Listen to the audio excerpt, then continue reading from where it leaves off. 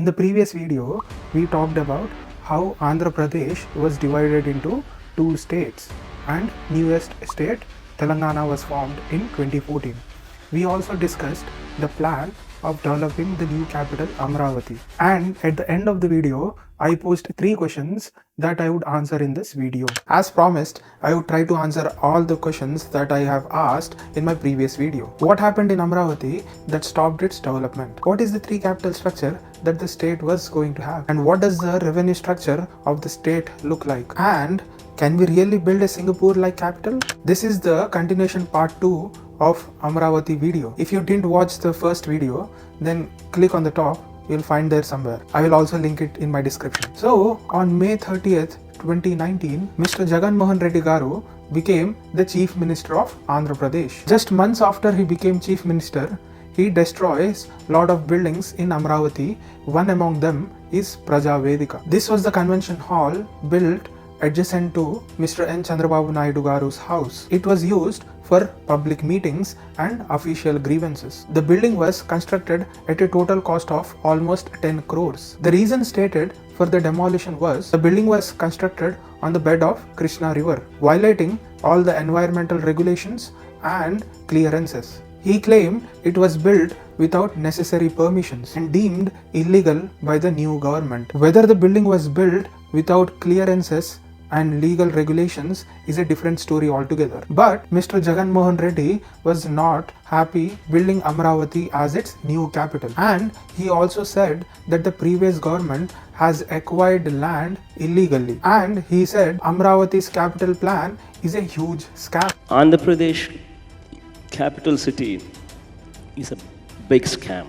He planned to build a 3 capital structure, which was not a bad idea according to me, at least in the beginning. The concept of 3 capital structure was originated from the formation of Union South Africa in 1910. They introduced 3 capitals. Pretoria was the administrative capital, Cape Town was the legislative capital, and Bloemfontein was the judicial capital. This arrangement aimed to prevent the concentration of power in only one region and promote balanced development across the country. Multiple capitals across the state could lead to diversified economic activities and job creation across different regions, fostering balanced economic growth and development. Also, having multiple capitals can also safeguard against natural and man-made disasters, ensuring that the government functions can continue smoothly even if one capital is affected. On the contrast, there are some failed examples as well. Bolivia and Malaysia,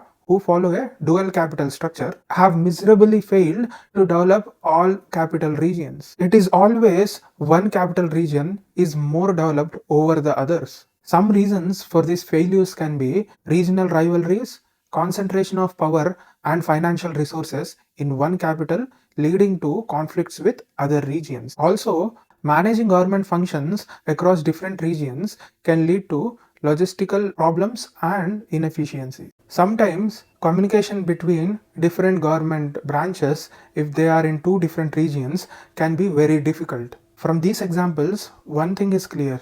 Developing multiple capital regions requires careful planning and execution. Now, building 3 capitals requires a lot of money. It's an expensive affair. It's not an easy task financially because 1.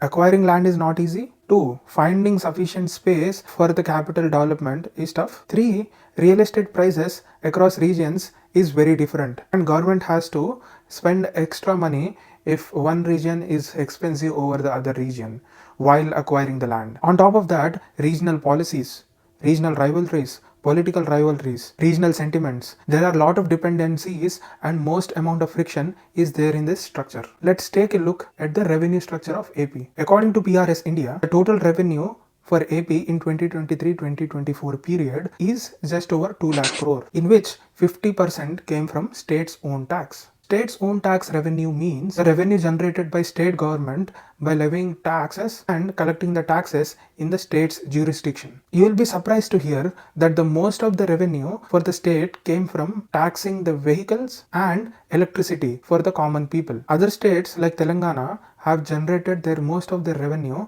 from taxing the businesses, which means they have lot of business development and business improvement going on in their region. They even gave rebates on electricity. But in AP, most of their revenue came from common man's pocket. That is, they have taxed basic necessities like vehicles, electricity, water, etc. In the same period, Telangana earned more than 240 crores, which is 16% more than AP. Though this number seems not much different than AP, Telangana's revenue structure is very good. They earn more than 42% of their revenue from sales and GST taxes, which means the businesses are more developed in Telangana. Also, the revenue to debt ratio for AP is 0.46, which means for every 1 rupee that is loaned, only 46 paisa has been earned by the state. The report has much more details. You can read the whole report for the two states. I have linked the two reports in the description. So moving on to the subject, the revenue sources and the revenue in total for AP is very limited, and also the debt seems very high. So in this environment,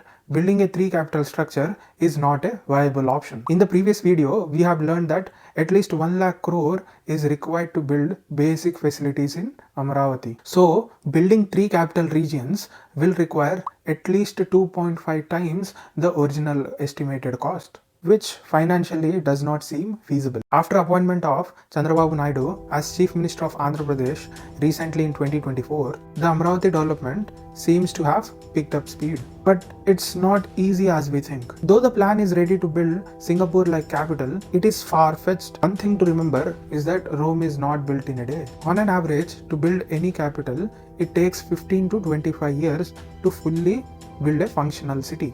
Expecting the results in the next 5 years is not right. But it doesn't seem that government relaxes and does not take the actionable steps. Because the job creation and business environment is low, people are going to neighboring states to find work. This should stop if government wants to build a world-class capital. The first and foremost step that should be done by the government is to build revenue sources by legitimately providing good business environment so that the businesses can grow and make income. Creating jobs for the local people by setting up required infrastructure and also bringing FDIs to invest in the capital. Fostering entrepreneurship and building technological hubs is extremely important for the creation of jobs and building revenue. Building a capital has a lot of moving parts, and each component is tightly coupled to each other. Everything should fall in place to build a capital financially, strategically. So let's see what happens. That's it from my side today. I hope